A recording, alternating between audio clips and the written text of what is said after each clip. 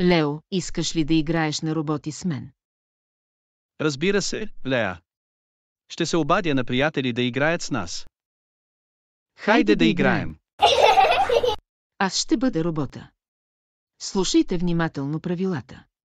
Докосване по главата означава напред, докосване по дясното рамо означава отидете надясно, докосване по лявото рамо означава отидете наляво.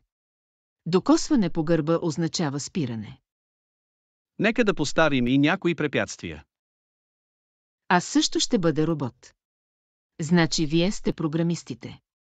Надявам се, че си запомнил инструкциите на Леа. Да, запомнихме. Сега затворете очи и ще ви водим с нашите команди през препятствията.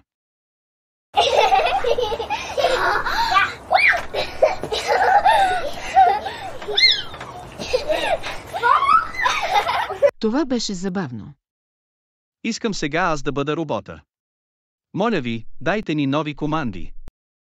Мога да играя тази игра цял ден.